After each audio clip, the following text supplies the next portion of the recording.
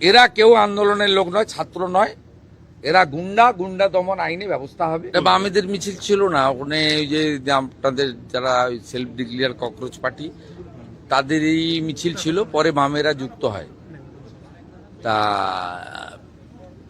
আমি ধন্যবাদ জানাবো পশ্চিমবঙ্গে যারা এই নিট আন্দোলনের পার্ট ছিল, তারা এই ঘটনায় একেবারেই যুক্ত নয়, আমরা ভালো করে দেখেছি এবং তারা সোশ্যাল মিডিয়াতেও দিয়েছে যে সাংবাদিকদের উপরে বর্বরোচিত আক্রমণ এবং এই ধরনের ঘটনার সঙ্গে যারা যুক্ত তাদের দায়িত্ব তারা নিচ্ছে না।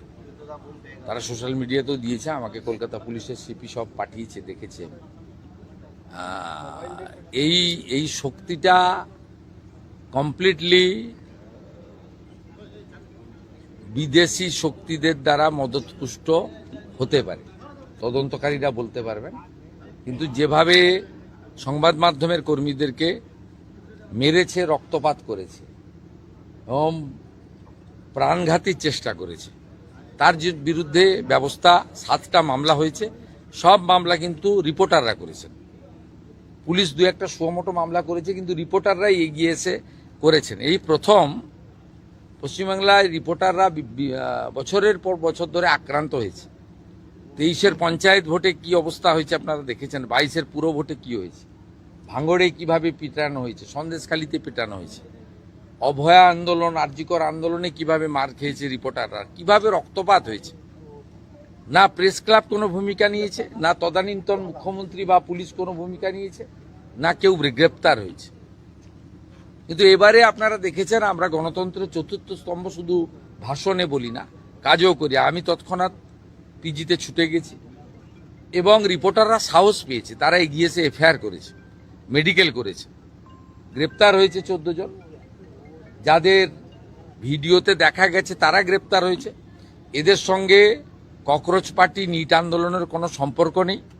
এরা কেউ ছাত্র নয়, এরা কমপ্লিটলি জামাতি, মৌলবাদী এবং ভারতবর্ষকে দুর্বল করতে চায়, অশান্তি করতে চায়।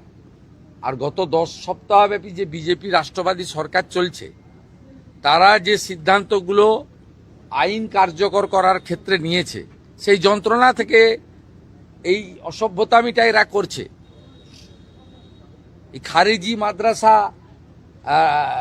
তার রেজিস্ট্রেশন নিয়ে তদন্ত হচ্ছে, এদের রাগ আছে। অবৈধ ওবিসি সার্টিফিকেট পেয়েছিল, হাইকোর্ট বাতিল করেছিল, আমরা কার্যকর করেছি, রাগ আছে। 1950 সালে পশু হত্যা আইন কার্যকর হয়েছে, রাগ আছে। আপনার আমাদের সাউন্ড পলিউশন নিয়ে আমরা কিছু বিধি নিয়েছি, এদের রাগ আছে। এই লোকেরা এইসব করতে এখানে এসেছে।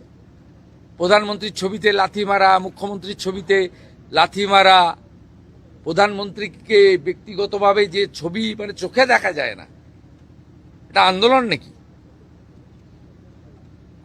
আর দিল্লিতে তো ওরা অ্যালাউ করেনি, বা অন্য জায়গায়। আজাদি কি? এবং কেউ তো ন্যাশনাল ফ্ল্যাগটাই ধরতে জানে না, উল্টো দিকে ধরে রেখেছিল। এরা কেউ আন্দোলনের লোক নয়, ছাত্র নয়, এরা গুন্ডা দমন আইনে ব্যবস্থা হবে। গতকাল বিধানসভায় যা বলেছি ওটাই ফাইনাল।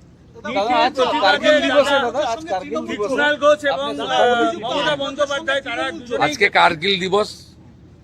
কার্গিল দিবসে যারা শহীদ হয়েছে আমাদের ভারত মাতাকে সুরক্ষিত রাখার ক্ষেত্রে, তাদের স্মরণ করার দিন। সোশ্যাল মিডিয়াতেও করেছি, এখানে মন কি বাত শুরুর আগে এখানে যে আমাদের অস্থায়ী শহীদ বেদি বানানো হয়েছে, সেখানে দাঁড়িয়ে স্যালুট করেছি। তাদের সমস্ত বিদেয়ী আত্মার অমরত্ব প্রার্থনা করি এবং অটল বিহারী বাজপেয়ীজির নেতৃত্বে ভারতবর্ষকে সুরক্ষিত রাখা এবং বিদেশি শক্তিকে পরাস্ত করার যে ঐতিহাসিক বিজয় ঘটেছিল, সেই দিন আজকের দিন। গোটা দেশ শ্রদ্ধার সঙ্গে শহীদদের স্মরণ করছে এবং গর্বের সঙ্গে কার্গিল বিজয় দিবস পালন করছে। 2026 এক্সামিনেশন বিল পাস হতে চলেছে লোকসভায়, তাতে প্রশ্ন ফাঁস সংক্রান্ত যে এই এত ঘটনা ঘটছে, শাস্তি জরিমানা উভয়ই হবে, কড়া বিল আনছে কেন্দ্রীয় সরকার। সোমবার পেশ হবে এই বিল লোকসভায়। দেখুন, নরেন্দ্র মোদীজি বরাবর এসব বিষয়ে জিরো টলারেন্সের নীতি নিয়ে চলেন এবং আন্দোলনকারীরা তার প্রতি আস্থা রেখেছেন এবং তিনি ব্যবস্থা নিচ্ছেন। এবং গোটা দেশবাসীর আস্থা আছে এবং তিনি শুধু বিল আনা নয় কার্যকর করার ক্ষেত্রেও ফাস্ট ট্র্যাকের কথা বলেছেন। বাকি বিস্তারিত বিলে আমরা জানতে পারবো। বিল প্লেসের আগে, অনুমোদনের আগে এর থেকে বেশি কিছু বলা কোনো মুখ্যমন্ত্রী উচিত নয়। দাদা, নিটের প্রতিবাদে কুণাল ঘোষ মমতা বন্দ্যোপাধ্যায় প্রতিবাদ মিছিল করেছিলেন। দাদা, আফরোজের সঙ্গে তৃণমূলের যোগ পাওয়া গেছে।